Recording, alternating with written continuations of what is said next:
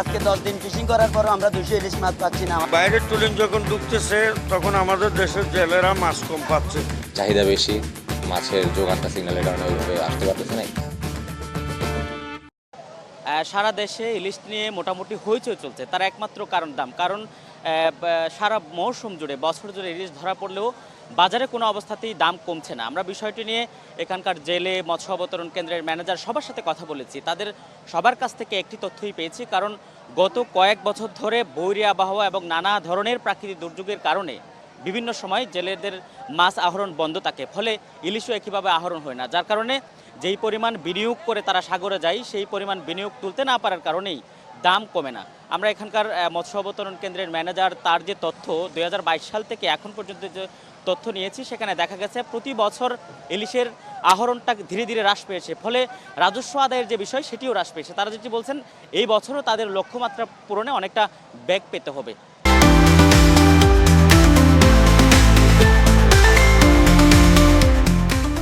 বিগত 2 বছরে আমরা দেখতে পাচ্ছি যে মাছের অবতরণ ক্রমাগত হ্রাস পেয়েছে। 22-23-এ আমাদের লক্ষ্যমাত্রা ছিল 8,000 টন, সেখানে আমাদের হয়েছে 7,200। 23-24 যেটা মানে গত বছর গেল যেটা, সেখানে আমাদের লক্ষ্যমাত্রা ছিল 8,000 টন, সেখানে আমার বেশ কম মাছ হয়েছে, সেখানে 6,000 টনের মতো মাছ আমাদের এখানে অবতরণ করা হয়েছে। এবং এই মাসে প্রায় 4টা থেকে 5টার মতো সিগন্যাল পড়ছে। তো এইসব কারণে আমাদের এবার মাছের অবতরণ কম হচ্ছে। আর যেহেতু মাছের অবতরণ কম হচ্ছে, তাহলে মাছ তারা ধরতেও পারতেছে না। এবং ধরতে না পারার কারণে ইলিশ অথবা যেই মিশ্রিত মাছ অথবা ম্যাকারেল, যেগুলোই রিঠা যেগুলোই হোক, সেগুলো মানে কম আসতেছে আমাদের কেন্দ্রে।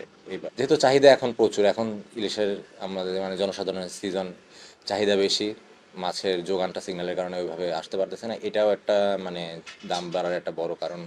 একইভাবে এখানকার ব্যবসায়ী এবং জেলে যারা, সাথে ট্রলার মালিক, আমরা প্রত্যেকের সাথে কথা বলেছি। তারা যেটি বলছেন যে তাদের যেই পরিমাণ বিনিয়োগ করে তারা সাগরে যায়, সেই পরিমাণ বিনিয়োগের বিপরীতে তাদের ইলিশ ঠিকভাবে আহরণ হয় না। কারণ সাগরে দিনের পর দিন বৈরী আবহাওয়া লেগে থাকে। 2 মাসের মধ্যে আমরা যেটি পেয়েছি, সর্বশেষ 2 মাসের মধ্যে তারা 1 মাস সাগরে মাছ ধরতে যেতে পারেনি। এবং সেই সাথে বিভিন্ন সময় নিম্নচাপ, লঘুচাপ, সাথে নানা ধরনের প্রাকৃতিক দুর্যোগ।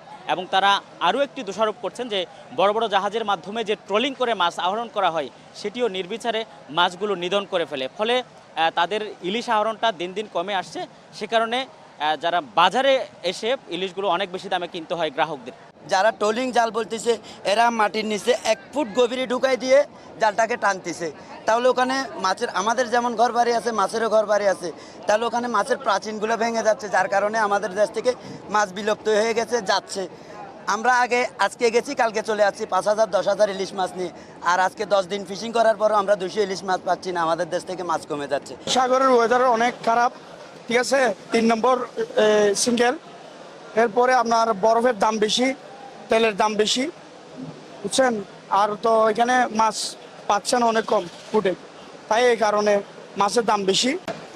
আপনার ভারতের ট্রলিংগুলো ঢুকে যায় ওইখানে, আপনার মায়ানমারের, তারপরে আপনার থাইল্যান্ডের ট্রলিংগুলো ঢুকে যায়। সেজন্য আমাদের দেশে বাইরের ট্রলিং যখন ঢুকতেছে তখন আমাদের দেশের জেলেরা মাছ কম পাচ্ছে। সাগরের ইলিশের সাথে নদীর যে ইলিশ, এটির মূল পার্থক্য বলা হয় স্বাদে। কিন্তু বিষয়টি নিয়ে আমরা কথা বলেছি বিশেষজ্ঞদের সাথে। তারা যেটি বলছেন যে ইলিশগুলো যখন সাগরে থাকে, সেই সময় তারা লবণাক্ত থাকে। তারা যখন ডিম দেওয়ার জন্য নদীতে ঢোকে, তখন ধীরে ধীরে তাদের মধ্যে কিছুটা লবণাক্ততা কমে যায়। ফলে অনেকেরই মনে হয় যে স্বাদ কিছুটা ভিন্ন থাকে নদীর ইলিশের। সেই সাথে স্বাদ যাই হোক, সাইজে যাই হোক, দাম কিন্তু কোনো অবস্থাতেই কমছে না। এই দাম না কমার কারণে সাধারণ মানুষ যারা, বাংলাদেশের সাধারণ মানুষ যারা, তাদের একদম নিম্ন আয়ের মানুষ যারা, তাদের সব সময় ইলিশটা নাগালের বাইরেই থেকে যাচ্ছে। এ ছিল আমার কাছে এখান থেকে থাকা সর্বশেষ।